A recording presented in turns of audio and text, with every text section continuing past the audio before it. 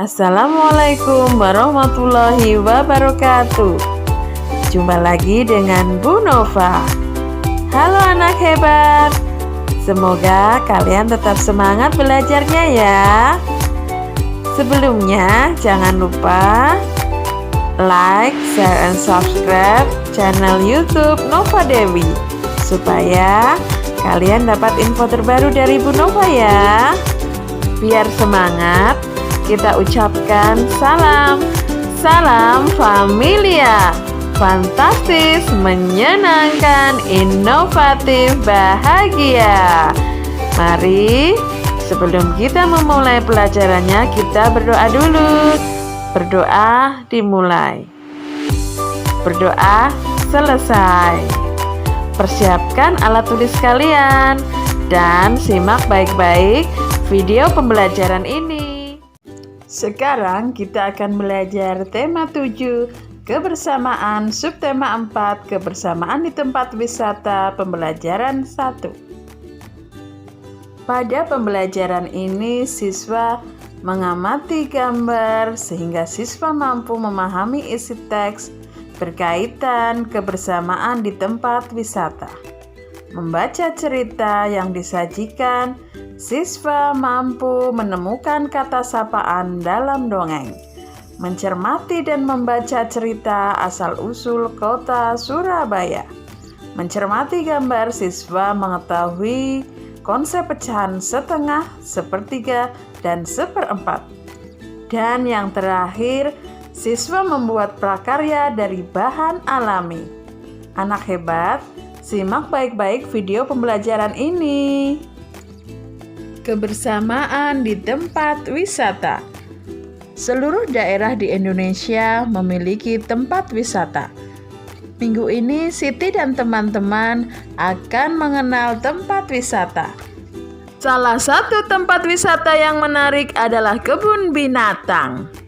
Di kebun binatang, siswa dapat melihat lebih dekat binatang yang mereka sukai. Asal-usul kota Surabaya. Dahulu, di lautan luas, sering terjadi perkelahian antara ikan hiu sura dengan buaya. Mereka berkelahi hanya karena berebut mangsa. Keduanya sama-sama kuat, sama-sama tangkas, sama-sama cerdik, sama-sama ganas, dan sama-sama rakus. Sudah berkali-kali mereka berkelahi, namun belum pernah ada yang menang ataupun yang kalah. Akhirnya mereka mengadakan kesepakatan.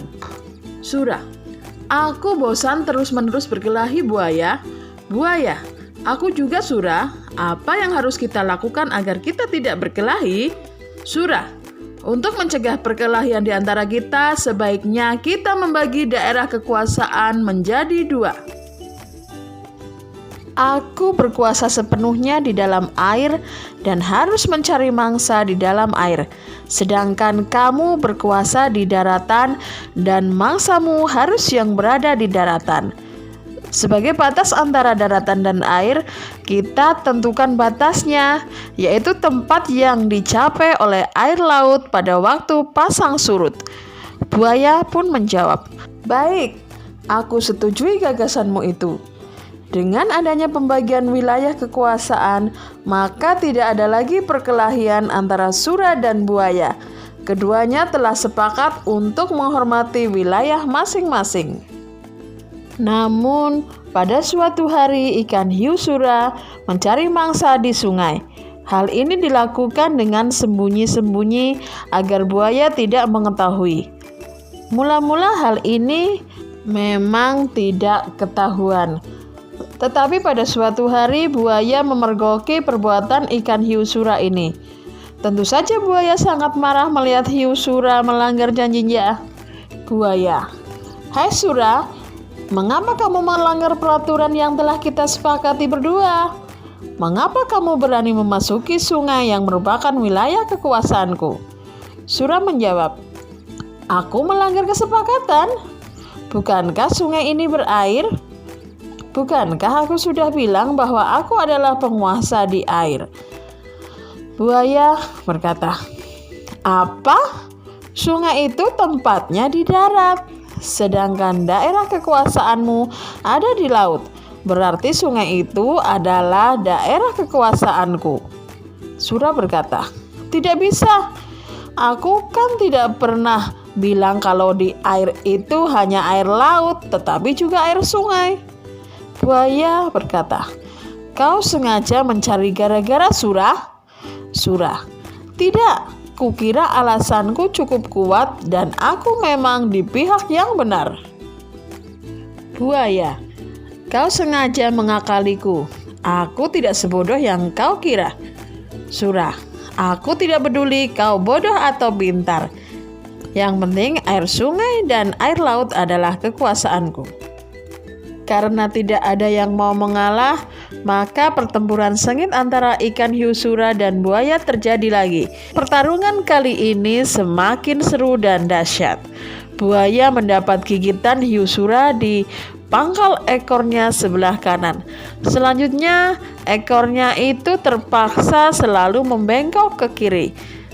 Sementara ikan sura juga tergigit ekornya hingga hampir putus. Lalu ikan sura kembali ke lautan. Buaya puas telah dapat mempertahankan daerahnya. Pertarungan antara ikan hiu yang bernama Sura dan buaya ini sangat berkesan di hati masyarakat Surabaya. Oleh karena itu, nama Surabaya selalu dikait-kaitkan dengan peristiwa ini. Dari peristiwa inilah kemudian dibuat lambang kota Surabaya, yaitu gambar ikan sura dan buaya. Jawablah pertanyaan-pertanyaan berikut ini. 1. Mengapa sura dan buaya selalu bertengkar? 2. Bagaimana cara mereka menyelesaikan perselisihan mereka? 3. Mengapa buaya sangat marah kepada sura setelah perjanjian mereka? 4. Kisah sura dan buaya sering dikaitkan dengan asal-usul kota... 5.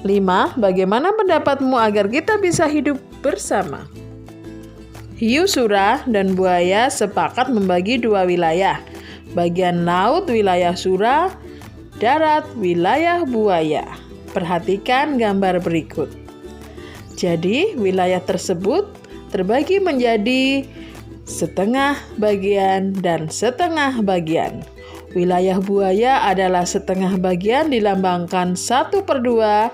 Wilayah hiu sura adalah setengah bagian dilambangkan 1/2. Nyatakan gambar yang diarsir di bawah dalam pecahan. Pasangkanlah gambar dengan pecahan yang sesuai. Selanjutnya, membuat kreasi buaya dari tanah liat.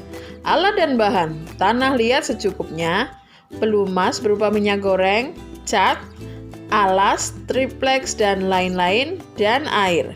Adapun langkah membuatnya, siapkan bahan dan alat yang diperlukan, ambil tanah liat secukupnya, lenturkan tanah liat di triplex agar lentur dan mudah dibentuk. Lumuri dengan minyak goreng supaya tidak lengket. Bentuk bagian-bagian buaya. Rapikan dengan tangan dan lumasi minyak goreng agar tidak lengket.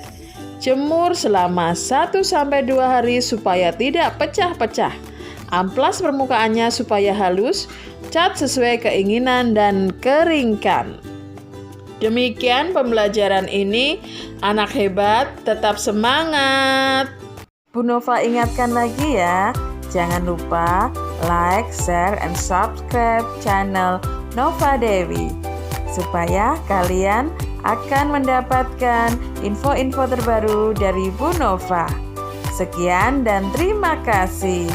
Jangan lupa anak-anak di rumah tetap jaga kesehatan ya. Makan makanan yang bergizi, memakai masker, mencuci tangan, menjaga jarak. Salam Familia Fantastis, menyenangkan, inovatif, bahagia. Wassalamualaikum warahmatullahi wabarakatuh.